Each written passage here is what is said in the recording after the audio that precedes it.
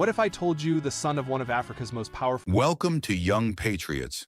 leaders is rising from the ashes, and the same Western powers that destroyed his father are now terrified he'll take back everything they stole? Right now, across Libya's burning deserts, a ghost that was supposed to stay buried forever is walking again. His name is Saif al-Islam Gaddafi, the son of Muammar Gaddafi, the man NATO killed in 2011. For over a decade, the world thought his story ended in a prison cell, but he never left, he never ran, and now he's back with one clear message: I'm coming for what's mine. What happens next in Libya could flip the entire balance of power in North Africa, and the West knows it. Here's what nobody's telling you. The intervention in Libya was never about democracy or saving civilians. It was about destroying the one African leader who dared to challenge Western control over the continent. And now his son is threatening to finish what his father started. Let me take you back to 2011, because you need to understand what Libya was before NATO turned it into a war zone. Under Muammar Gaddafi, Libya was the richest nation on the entire continent. The United Nations ranked Libya 53rd in the world for human development, first in Africa. Libyans had free healthcare from birth to death. Education was completely free all the way through university. When you got married, the government gave you $50,000 to buy your first home. Gas cost 14 cents per liter. The literacy rate was 88%. Life expectancy reached 74 years. Women had rights that still don't exist in many Arab countries today. Here's the part that'll blow your mind. Fewer Libyans lived below the poverty line than people in the Netherlands. A North African country had less poverty than one of Europe's wealthiest nations. But Gaddafi had one fatal problem that the West could never forgive. He refused to bow down. For over 40 years, Gaddafi ruled Libya with complete independence from Western control. He kicked out American and British military bases, nationalized the oil companies, and used that oil money to lift millions of his people out of poverty. But his biggest crime in Western eyes was that he wanted Africa to be truly independent. By 2011, Gaddafi had set aside $30 billion to create an African central bank and an African monetary fund. This would have freed the entire continent from depending on the IMF and the World Bank. Imagine African countries controlling their own resources, their own money, their own future, without needing permission from Washington or Brussels. The West couldn't allow that to happen.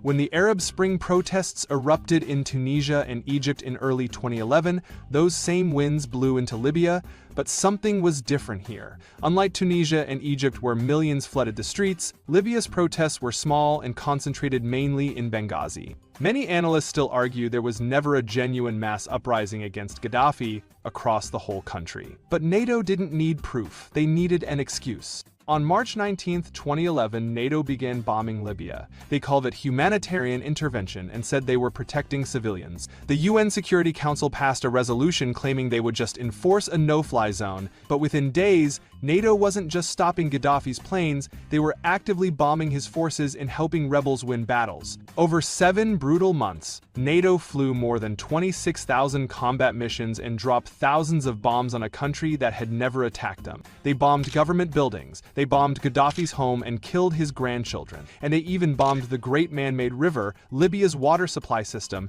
then bombed the factory that made the pipes to repair it. They wanted to break Libya's back, and on October 20th, 2011, they got exactly what they wanted. Muammar Gaddafi was found hiding in a drainage pipe in his hometown of Sirte. NATO airstrikes had destroyed his convoy as he tried to escape.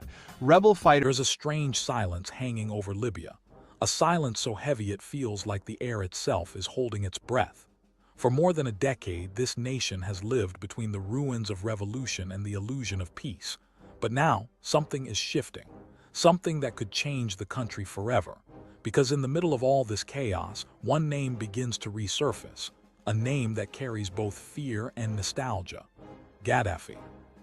Saif al-Islam Gaddafi, the son of Muammar Gaddafi, the man who once ruled Libya with an iron fist, is slowly stepping out of the shadows. But why now? Why does his name return precisely when Libya seems more divided than ever? According to an official statement published by the Libyan National Army, its commander, Khalifa Haftar, called on Libyans to take matters into their own hands through a peaceful and organized movement. But behind that call for peace, what is really being prepared? Could it be a hidden move toward another seizure of power? Haftar added that Libya needs a radical change in the political scene. Radical change, two words that have always preceded revolutions. But is this change the rebirth of a nation, or the rebirth of an old regime?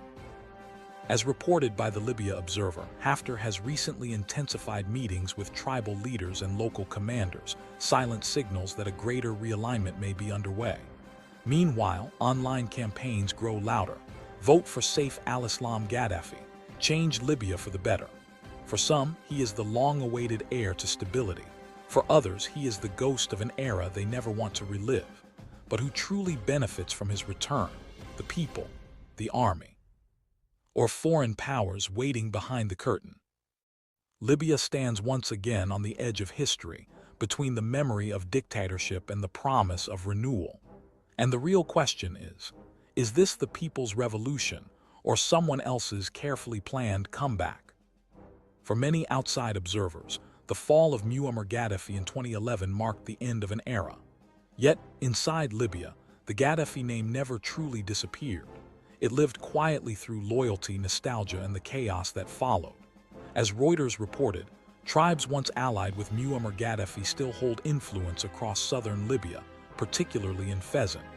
And it's within these regions that Saif al-Islam began rebuilding his image, far from the cameras, step by step. But what is driving this return now, more than a decade after his father's death? Is it justice, destiny, or simply revenge disguised as leadership?